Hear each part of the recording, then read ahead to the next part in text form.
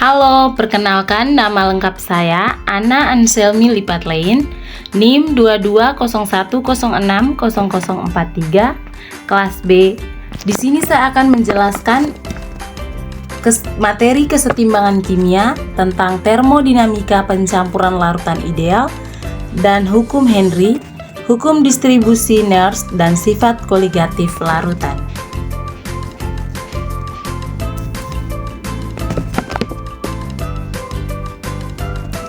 Oke, baik teman-teman, yang pertama kita lihat tentang larutan ideal. Larutan ideal merupakan sebuah konsep teoritis dalam kimia yang menggambarkan campuran dua atau lebih zat cair yang memiliki sifat-sifat termodinamika yang identik dengan campuran gas ideal. Dalam larutan ideal, interaksi antara partikel saat terlarut dan pelarut identik dengan interaksi antara partikel pelarut itu sendiri.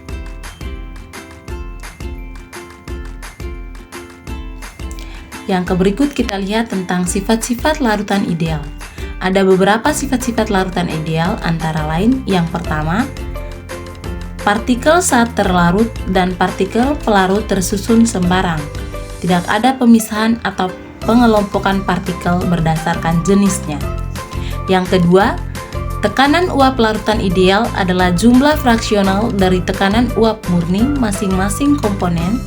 Tekanan uap total larutan ideal dalam dihitung dengan hukum Raoult. Sifat yang berikut, pada proses pencampurannya tidak terjadi efek kalor. Artinya tidak ada perubahan entalpi delta H saat komponen dicampur untuk membentuk larutan. Yang berikut, volume larutan ideal adalah jumlah fraksional dari volume murni masing-masing komponen. Volume total larutan ideal dapat dihitung dengan aturan pencampuran sederhana. Oke teman-teman, yang berikut kita lihat tentang ciri-ciri larutan ideal. Ciri-ciri larutan ideal juga memiliki beberapa ciri-ciri. Yang pertama, volume aditif, di mana volume total larutan ideal sama dengan penjumlahan volume komponennya sebelum dicampur. Ciri-ciri yang kedua itu tentang tekanan uap parsial, di mana tekanan uap parsial saat terlarut dalam larutan ideal sebanding dengan fraksi molnya dalam larutan. Yang ketiga, entalpi pencampuran. Entalpi pencampuran larutan ideal 0 menunjukkan tidak ada perubahan energi internal selama proses pencampuran.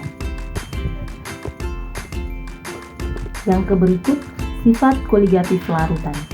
Sifat koligatif larutan ideal seperti penurunan titik beku, kenaikan titik didih, dan tekanan osmotik sebanding dengan konsentrasi molal saat terlarut. Yang berikut, entropi pencampuran, di mana entropi pencampuran larutan ideal positif menunjukkan peningkatan keacakan sistem. Baik teman-teman, yang berikut kita lihat tentang termodinamika pencampuran larutan ideal dan hukum Henry. Yang pertama kita lihat tentang termodinamika pencampuran larutan ideal, di mana pencampuran dua zat cair yang murni untuk membentuk larutan ideal melibatkan perubahan termodinamika tertentu. Berikut adalah beberapa aspek penting dari termodinamika pencampuran larutan ideal.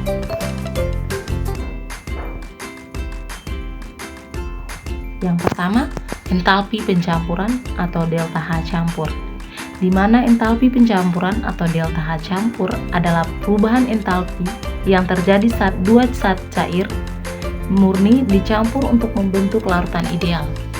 Dalam larutan ideal, delta H campur sama dengan 0. Artinya tidak ada pelepasan atau penyerapan panas selama proses pencampuran.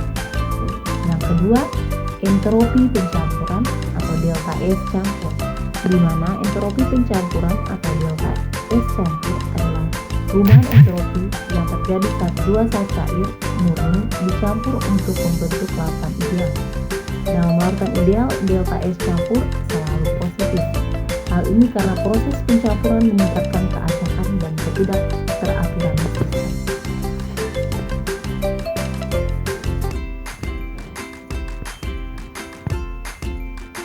Yang ketiga, energi bebas Gibbs pencampur atau delta G campur. Di mana energi bebas Gibbs pencampuran atau delta G campur adalah perubahan energi bebas Gibbs yang terjadi saat dua zat cair murni dicampur untuk membentuk larutan ideal. Dalam larutan ideal, delta G campur negatif pada semua suhu dan komposisi. Artinya pencampuran zat cair murni untuk membentuk larutan ideal secara spontan dan menguntungkan secara termodinamika. Baik teman-teman, yang berikut kita lihat tentang hukum Henry. Hukum Henry menyatakan bahwa tekanan uap parsial dari gas terlarut dalam larutan ideal sama dengan tekanan uap murni gas terlarut di atas larutan pada suhu yang sama, dikalikan dengan fraksi mol gas terlarut dalam larutan. Yang berikut secara matematis hukum Henry dapat ditulis sebagai berikut. PI sama dengan XI kali PI, di mana PI adalah tekanan uap parsial gas terlarut I dalam larutan, XI adalah fraksi mol gas terlarut I dalam larutan, dan PI adalah tekanan uap murni gas terlarut I pada suhu yang sama. Jadi teman-teman, hukum Henry hanya berlaku untuk larutan ideal dan pada tekanan rendah. Pada tekanan tinggi terjadi penyimpangan dari hukum Henry karena interaksi antar molekul, antar partikel saat terlarut dan pelarut menjadi lebih signifikan. Yang berikut kita lihat tentang hukum distribusi Nernst. Hukum distribusi Nernst menyatakan bahwa rasio konsentrasi suatu zat terlarut ada antara dua fasa tak campur, misalnya air dan oktanol, adalah konstan pada temperatur tertentu. Konstanta ini disebut koefisien distribusi. Yang berikut kita lihat sifat koligatif larutan, di mana sifat koligatif larutan adalah sifat-sifat yang bergantung pada jumlah total partikel terlarut dalam larutan dan tidak bergantung pada jenis partikel terlarut. Sifat-sifat koligatif yang umum meliputi: yang pertama, penurunan tekanan uap. Tekanan uap larutan lebih rendah daripada tekanan uap larut murninya. Yang kedua, kenaikan titik didih, di mana titik didih larutan lebih tinggi daripada titik didih pelarut murninya. Yang ketiga, penurunan titik beku. Titik beku larutan lebih tinggi. Oke, baik teman-teman, sampai di sini dulu materi kita tentang larutan ideal, termodinamika pencampuran larutan ideal, dan hukum Henry, hukum distribusi Nernst, dan sifat koligatif larutan. Terima kasih banyak teman-teman, semoga materinya ini bisa bermanfaat bagi kita semua. Jangan lupa like, comment, subscribe, dan share ya teman-teman. Bye-bye.